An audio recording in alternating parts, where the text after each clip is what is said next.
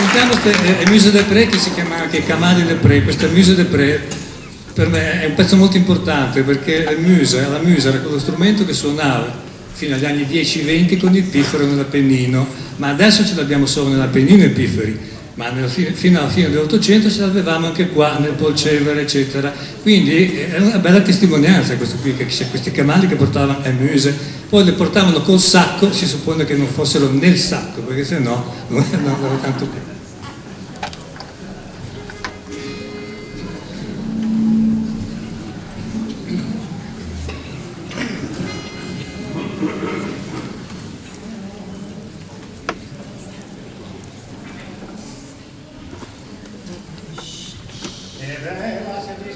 Che cose fare